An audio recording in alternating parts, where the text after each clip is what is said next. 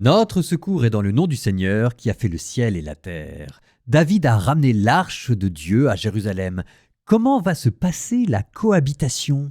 1 Samuel chapitres 7 et 8.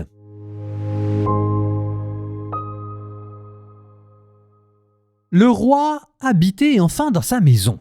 Le Seigneur lui avait accordé la tranquillité en le délivrant de tous les ennemis qui l'entouraient. Le roi dit alors au prophète Nathan : « Regarde, j'habite dans une maison de cèdre, mais l'arche de Dieu habite sous un abri de toile. » Nathan répondit au roi : « Tout ce que tu as l'intention de faire, fais-le, car le Seigneur est avec toi. » Mais cette nuit-là, la parole du Seigneur fut adressée à Nathan. « Va dire à mon serviteur David, ainsi parle le Seigneur. Est-ce toi qui me bâtiras une maison pour que moi j'y habite ? Depuis le jour où j'ai fait monter d'Égypte les fils d'Israël et jusqu'à ce jour, je n'ai jamais habité dans une maison. J'ai été comme un voyageur sous la tente qui était ma demeure. Pendant tout le temps où j'étais comme un voyageur parmi tous les fils d'Israël, ai-je demandé à un seul des juges que j'avais institués pasteurs de mon peuple Israël : pourquoi ne m'avez-vous pas bâti une maison de cèdre ? Tu diras donc à mon serviteur David : ainsi parle le Seigneur de l'univers. C'est moi qui t'ai pris au pâturage, derrière le troupeau, pour que tu sois le chef de mon peuple Israël. J'étais avec toi partout où tu es allé. J'ai abattu devant toi tous tes ennemis. Je t'ai fait un nom aussi grand que celui des plus grands de la terre. Je fixerai en ce lieu mon peuple Israël, je l'y planterai. Il s'y établira et ne tremblera plus, et les méchants ne viendront plus l'humilier comme ils l'ont fait autrefois, depuis le jour où j'ai institué des juges pour conduire mon peuple Israël. Oui, je t'ai accordé la tranquillité en te délivrant de tous tes ennemis. Et le Seigneur t'annonce qu'il te fera lui-même une maison. Quand tes jours seront accomplis, et que tu reposeras auprès de tes pères, je te susciterai dans ta descendance un successeur qui naîtra de toi et je rendrai stable sa royauté. C'est lui qui bâtira une maison pour mon nom et je rendrai stable pour toujours son trône royal. Moi, je serai pour lui un père et lui sera pour moi un fils. S'il fait le mal, je le corrigerai avec le bâton à la manière humaine, je le frapperai comme font les hommes. Mais ma fidélité ne lui sera pas retirée, comme je l'ai retirée à Saül, que j'ai écarté de devant toi. Ta maison et ta royauté subsisteront toujours devant moi. Ton trône sera stable pour toujours. » Toutes ces paroles, toute cette vision, Nathan les rapporta fidèlement à David. Le roi David vint s'asseoir en présence du Seigneur et il dit : « Qui suis-je donc, Seigneur ? Et qu'est-ce que ma maison pour que tu m'aies conduit jusqu'ici ? Mais cela ne te paraît pas encore suffisant, Seigneur ? Et tu adresses une parole à la maison de ton serviteur pour un avenir lointain ? Est-ce là, Seigneur Dieu, la destinée de l'homme ? Qu'est-ce que David pourrait encore ajouter par ces paroles ? Toi, Seigneur, tu connais ton serviteur. À cause de ta parole et selon ton cœur, tu as accompli toute cette grande action pour instruire ton serviteur. Ainsi tu es grand, Seigneur Dieu. Oui, tu es sans égal. Et il n'y a pas de Dieu en dehors de toi, d'après tout ce que nous avons entendu de nos oreilles. Est-il sur la terre une seule nation comme ton peuple, comme Israël ?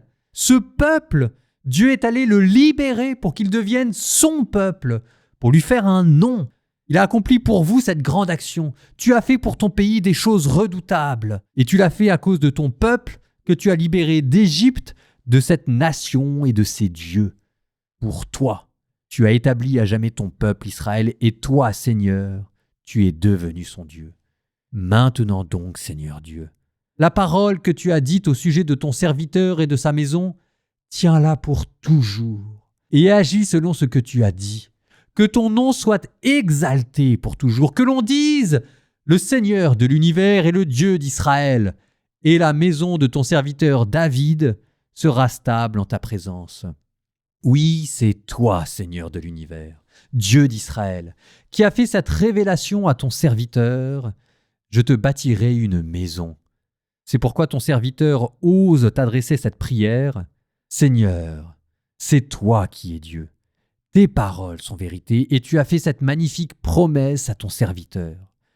Daigne bénir la maison de ton serviteur, afin qu'elle soit pour toujours en ta présence, car toi, Seigneur Dieu, tu as parlé, et par ta bénédiction la maison de ton serviteur sera bénie pour toujours. » Voici ce qui arriva ensuite. David battit les Philistins, les soumit et les priva de leur hégémonie. Il battit les gens de Moab et les ayant couchés à terre, il les mesura au cordeau. 2 cordeaux à destiner à la mort et un plein cordeau à laisser en vie. Alors Moab fut asservi à David et paya tribut. David battit Hadadézer, fils de Rehob, roi de Soba, lorsqu'il s'apprêtait à rétablir son pouvoir sur l'Euphrate. David lui prit 1700 cavaliers et 20 000 fantassins. Il fit couper les jarrets de tous les attelages et n'en laissa qu'une centaine. Les Araméens de Damas vinrent au secours de Hadadézer, roi de Soba, mais David battit 22 000 hommes parmi les Araméens.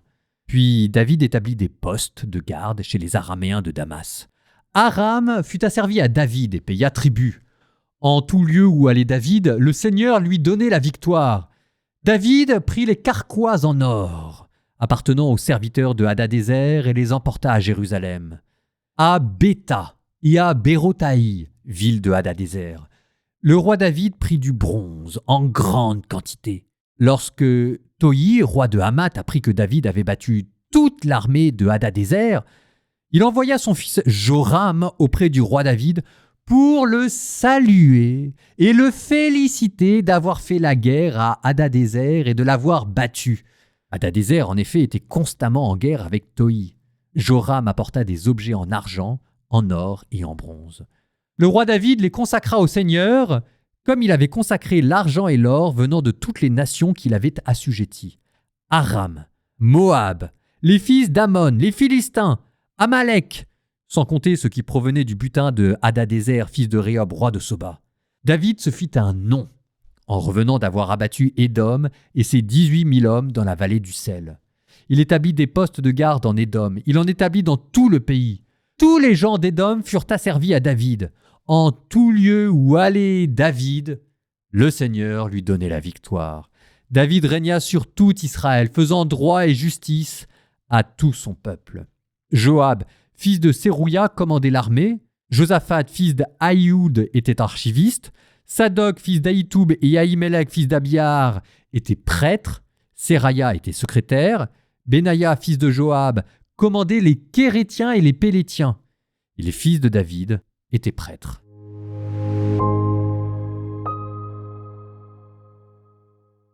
Remarquez le ton solennel du début de ce chapitre. Le roi habitait enfin dans sa maison, le Seigneur lui avait accordé la tranquillité en le délivrant de tous les ennemis qui l'entouraient. Il y a là quelque chose de l'ordre de la création, et de la création achevée, parce que le Seigneur qui accorde la tranquillité, sous traduction, le Seigneur qui accorde le repos, le sabbat après l'œuvre achevée. Genèse, chapitre 2.